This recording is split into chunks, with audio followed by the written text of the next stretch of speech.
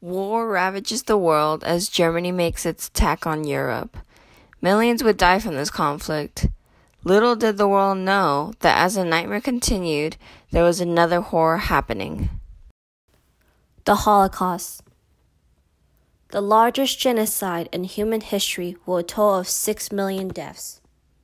Out of so many Jews that entered Germany's extermination or labor camps, very few Jews survived, one of which was Elie Wiesel. Born on September 30th, 1928, and taken from the ghettos in the May of 1944, he was only 15 years old at the time he was taken to a concentration camp. Despite his young age, Wiesel experienced many things that will traumatize anyone for the rest of their life. He not only saw but experienced many atrocities, including countless deaths, beatings, starvation, and other cruel acts from the time of his arrival to the camp to his liberation in 1945. Over this 54-year duration since, Elie Wiesel became a world-renowned author, having published multiple novels and memoirs, noting not only of his experience of the Holocaust, but also on mankind's treatment of one another.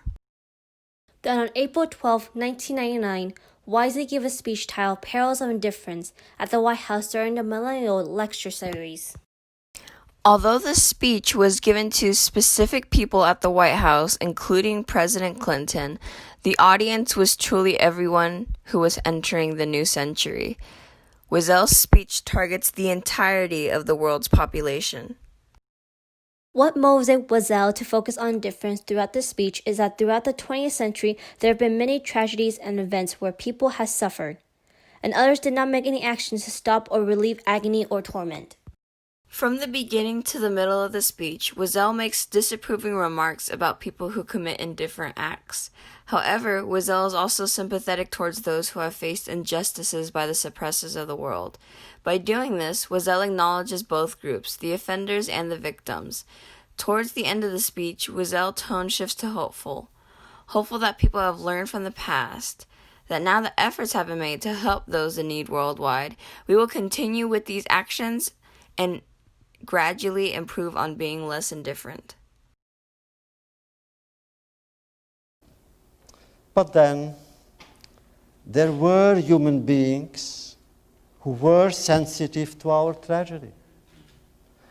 Those non-Jews, those Christians that we call the righteous Gentiles, whose selfless acts of heroism saved the honor of their faith. Why were they so few?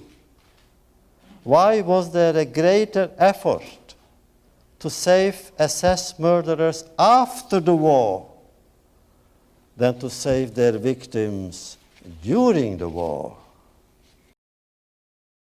These questions reach out to the audience to have them ponder about their actions. And if they were to be in a time of adversity, how would they feel if they were being treated with indifference rather than kindness and caring? He answers the most important question being, was his indifference? This answer allows the audience to have the same definition of the word, which facilitates the same message being understood.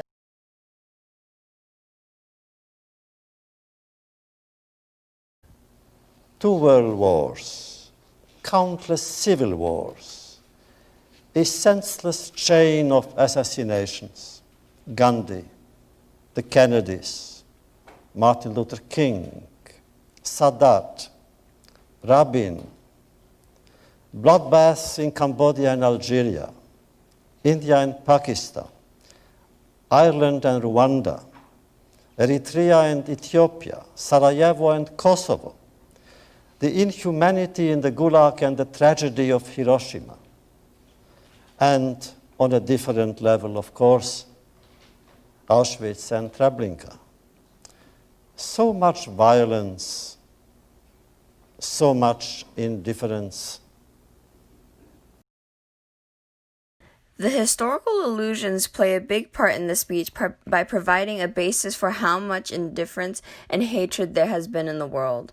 This allows the audience to see that a change must be made to not continue this trend for the next century.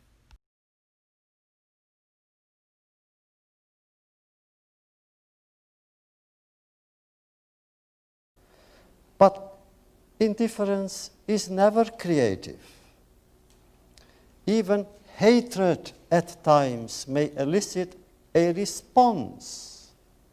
You fight it. You denounce it. You disarm it. Indifference elicits no response. Indifference is not a response. Indifference is not a beginning. It is an end. And therefore, indifference is always the friend of the enemy. Throughout the speech, one word is repeated exactly 19 times. The word is indifferent. This word was repeated because it's the strongest word Wisely could have used to express his feelings about the pain and tragedy. The repetition of the word allows for the audience to remember indifference and what it entails, and why they should want to stop it. Wiesel not only lived through the time of the Holocaust, but survived through the horror himself. He gives accounts of his personal feelings and memories in his speech and books. He has known how it feels like to suffer some of the deepest pains that can come to a human, and survive through them. This certainly qualifies him to share to the world why we should actively strive to avoid others from feeling this way. With all the tragic events that occurred during the century, Wisely noted that their failures should be remembered, but that with a new century comes a new start for change towards good. Rather than ignoring problems and pain, people should act instead.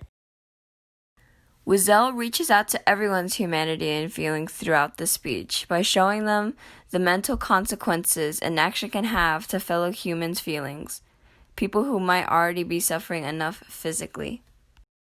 The reason Elie Wiesel gave this speech was to inform the world about how indifference can hurt others, and that instead we should take a different path where we no longer ignore those who are suffering or that are in need of kindness or